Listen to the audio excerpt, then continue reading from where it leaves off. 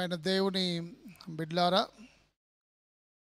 ఈ మండల కాలంలో 11వ దినం అనగా ఆదివారం మినహా 11వ దినం ధ్యానించడానికి మనం ఏర్పాటు చేసుకున్న అంశము సరెండరింగ్ కంట్రోల్, దేవుని నియంత్రణకు అప్పగించడం. ప్రార్థన చేసుకుందాం. మా మంచి కాపరి, మా ప్రియ పరలోకపు తండ్రి, నీ పరిశుద్ధమైన పాదములకు వందనములు, స్తోత్రములు చెల్లిస్తున్నాం. ఈ మండల కాలంలో 11వ దినం ఉదయకాల ధ్యానంలో మీరు సన్నిధిని మాకు తోడుగా ఉంచుమని, ఈ వాక్య ధ్యానము అనేక మంది బిడ్డలకి దీవెనకరంగా మార్చుమని యేసు నామమున ప్రార్థించి వేడుచున్నాము తండ్రి, ఆమేన్. ప్రియమైన దేవుని బిడ్లారా, దేవుని నియంత్రణకు అప్పగించడం అనగా సరెండరింగ్ కంట్రోల్ అనే అంశానికి ధ్యాన వాక్య భాగము సామెతల గ్రంథం 3వ అధ్యాయం 5-6 వచనాలు దయచేసి గమనించమనవి. నీ స్వబుద్ధిని ఆధారము చేసుకొనక నీ పూర్ణ హృదయముతో యెహోవా యందు నమ్మిక ఉంచుము. నీ ప్రవర్తన అంతటి యందు ఆయన అధికారమునకు ఒప్పుకొనుము. అప్పుడు ఆయన నీ త్రోవలను సరళము చేయును. దేవుని ప్రియమైన బిడ్లారా, ఈ మండల కాల ధ్యానంలో ఇది చాలా ప్రాముఖ్యమైనటువంటిది. అనేక సార్లు మన స్వబుద్ధిని మనం ఆధారం చేసుకుంటూ ఉంటుంటాం. మన స్వబుద్ధి ఎప్పుడు కూడా మనం ఆధారం చేసుకొనకూడదని ఈ ధ్యానంలో నేను మీకు జ్ఞాపకం చేస్తున్నాను. నీ స్వబుద్ధిని ఆధారము చేసుకొనక నీ పూర్ణ హృదయంతో యెహోవా యందు నమ్మక ఉంచుము. మనల్ని మనము దేవునికి సరెండర్ అయిపోవడం, దేవుని నియంత్రణకి మనల్ని మనం అప్పగించుకోవడం అనే అంశము మనం ధ్యానిస్తున్నాం.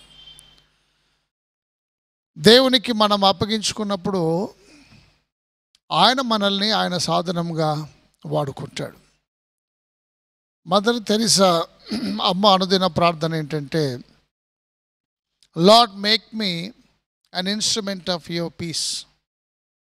దేవా, నన్ను నీ శాంతి సాధనముగా మార్చు అని అమ్మ అనుదినం ప్రార్థన చేసేది. ఆయన శాంతి సాధనముగా మనం మార్చబడాలి. దేవుని నియంత్రణకి మనల్ని మనం అప్పగించుకోవాలి. మనల్ని మనమే ఫలాని స్థితిలో ఉండాలి, ఫలాని స్థానంలో ఉండాలి, ఫలాని పదవిలో ఉండాలి, ఫలాని పొజిషన్లో ఉండాలి అని అనేకమైన పేరు ప్రతిష్టల కొరకు మనం ప్రాకులాడకూడదు. ఎందుకంటే మనము దేవుని బిడ్డలము. ఆయన ఇష్టానుసారమైన పాత్రగా మనల్ని వాడుకోవడానికి దేవుడు మనల్ని పిలిచి ఉన్నాడు. కాబట్టి ఆయన మన స్వబుద్ధి, మన బుద్ధి ప్రకారము మన జీవనయాత్రలో మన స్థితిని నిర్ణయించుకోకూడదు. మన స్థితిని నిర్ణయించేవాడు దేవుడు. కాబట్టి వాక్యమందు నీ స్వబుద్ధిని ఆధారము చేసుకొనక నీ పూర్ణ హృదయముతో యెహోవా యందు నమ్మక ఉంచుము. దేవుని యందు నమ్మక ఉంచుము పూర్ణ హృదయంతో. ఎందుకంటే మన దేవుడు నమ్మదగిన వాడు. మళ్ళీ ఏ పాత్రకు ఆయన వాడుకోవాలని తలుస్తున్నాడో తప్పకుండా ఆ పాత్రకు వాడుకుంటాడు. మార్టిన్ లూథర్ గారి ప్రార్థన ఏంటంటే, నీ చేతిలో కొరడాగా నన్ను వాడుకో ప్రభు అని ప్రార్థించినాడు. నీ చేతిలో కొరడాగా నన్ను వాడుకో ప్రభు. నేను కొరడా మాత్రమే. ఈ కొరడా పట్టుకొని ఈ కొరడా ద్వారా, వాక్యము ద్వారా అనేకుల హృదయాల్ని నీవు కొట్టి నీ వైపునకు వారిని మళ్లించుమని మార్టిన్ లూథర్ గారు ప్రార్థన చేస్తారు. ఆయన ఇష్టానుసారమైన పాత్రగా ఉండడానికి కోరుకోలేదు. దేవుని చేతిలోనికి వెళ్ళిపోయినారు. మనల్ని మనము, మన శక్తి, మన బలము సరిపోదు. అందుకే పరిశుద్ధ పౌలు, నన్ను బలపరచు అని అందే నేను సమస్తము చేయగలనని చెప్పిన విషయం నేను మీకు జ్ఞాపకం చేస్తున్నాను. మన జీవన యాత్రలో మనల్ని బలపరిచే దేవుడు మనకున్నాడు. ఆయన మీద నమ్మకం ఉంచాలి.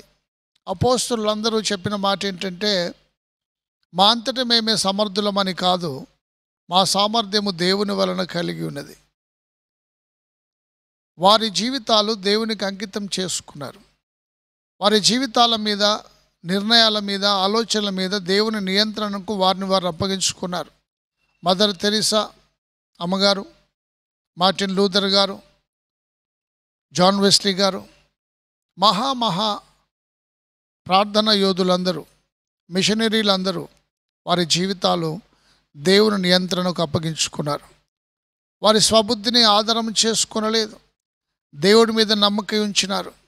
అబ్రహాముతో దేవుడు చెప్పినప్పుడు ఆదికాండం 12వ అధ్యాయంలో, అబ్రహామా, నీవు నీ బంధువుల యొద్ద నుండి, నీ స్వంత జనులను విడిచిపెట్టి, నీ తండ్రి ఇంటి నుండి నేను చూపించు దేశమునకు వెళ్ళుము.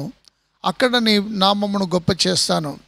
నిన్ను ఆశీర్వదించు వారిని ఆశీర్వదిస్తాను, నిన్ను శపించు వారిని శపిస్తాను అనగా, ఏ స్థలమునకు అబ్రహాము వెళ్ళనై ఉన్నాడో ఆ స్థలము ఎరుగకయే తన ప్రయాణాన్ని ప్రారంభించిన విషయం నేను మీకు జ్ఞాపకం చేస్తున్నాను. అబ్రహాము జీవితంలో దేవుని నియంత్రణకు తను అప్పగించుకున్నాడు. లోతుతో ఉన్న పశువుల కాపరులకి, అబ్రహాం పశువుల కాపరులకి జగడమైనప్పుడు లోతుతో చెప్పిన విషయం ఏంటంటే, మనం బంధువర్గం మన మధ్యలో ఉంది, బంధుత్వం ఉంది. ఇదిగో 2 దిక్కులు చూడుము, నీకు ఇష్టమైన చోటికి నీవు వెళితే విడిచిపెట్టిన స్థలానికి నేను వెళ్తానని అబ్రహాము చూపిన మనస్సు మనం జ్ఞాపకం చేసుకుంటున్నాం. దేవుని ప్రియమైన బిడ్డలారా, అబ్రహాముతో చెప్పిన దేవుని మాట ఏంటంటే, నేను చూపించు దేశానికి వెళ్ళుమనగా ఆయన తండ్రి ఇంటిని, స్వజనులను విడిచిపెట్టి దేవుడు చూపించే స్థలానికి, దేశానికి ఎక్కడికి వెళ్ళాలో ఎరగకయే తన ప్రయాణాన్ని ప్రారంభించినాడు. కారణం ఏంటంటే, ఆయన జీవితం మీద పూర్ణ అధికారము దేవునికి అప్పగించిన విషయం నేను మీకు జ్ఞాపకం చేస్తున్నాను. నీ ప్రవర్తన అంతటి యందు ఆయన అధికారమునకు ఒప్పుకొనుము అనే మాట మనం చదువుకున్నాం. అప్పుడు ఆయన నీ త్రోవలను సరళము చేయును. నీ ప్రవర్తన అంతటి యందు దేవుని అధికారము చాలా ప్రాముఖ్యమైంది. God's authority is important in our lives. ఆయన అథారిటీ దాటి, ఆయన అధికారము దాటి మన స్వంత అధికారము చేత, స్వంత తలంపుల చేత ఏ పని పూనుకొనకూడదని నేను మీకు జ్ఞాపకం చేస్తున్నాను. మన స్వబుద్ధిని ఆధారం చేసుకోకూడదని, పూర్ణ హృదయంతో ఆయన యందు నమ్మిక ఉంచాలని వాక్యము నేను మీకు జ్ఞాపకం చేస్తున్నాను. దేవుని ప్రియమైన బిడ్డలారా, ఇదిగో ఈ జీవన యాత్రలో సాగుతున్నటువంటి మనకి మన స్వబుద్ధి మనం ఎప్పుడూ ఆధారం చేసుకోనకూడదు. దేవుని అధికారానికి మనల్ని మనం అప్పగించుకోవాలి. ఆయన అధికారంలోకి అప్పగించుకున్నప్పుడు ఆయన పొమ్మన్న చోటికి మనం వెళ్తాం. ఆయన ఏది చెప్తే, ఏది శాసిస్తే అది మనం జరిగిస్తాం. ఆయన చిత్తము నెరవేర్చుటకు మనల్ని మనం సిద్ధపరచుకోవలసినటువంటి వారమైనాం.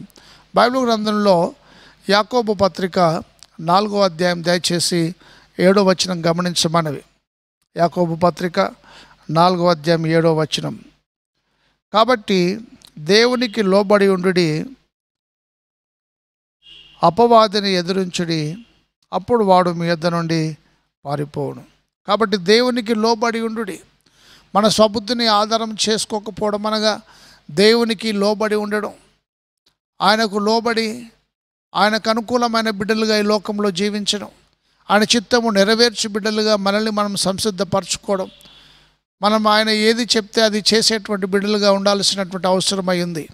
మన ప్రవర్తన విషయంలో జాగ్రత్తగా ఉండాలి. దేవుని అధికారమును మన జీవితాల్లో మనం ఒప్పుకోవాలి. మన స్వబుద్ధి ఎప్పుడూ ఆధారం చేసుకోనకూడదు. దేవుని మీద పూర్ణ హృదయంతో ఆయన నమ్మకం ఉంచి మనం లోబడినప్పుడు ఆయన మనల్ని హెచ్చించి నడిపించే దేవుడు. ఆ రీతిగా మన జీవితాల మీద దేవుని నియంత్రణకు మనల్ని మనం అప్పగించుకొని ఆయన సాక్షి బిడ్డలుగా జీవించుటకు దేవుడు తన కృపాశీస్సులు మనకు అనుగ్రహించును గాక. ఆమెన్. ప్రార్థన చేస్తాం.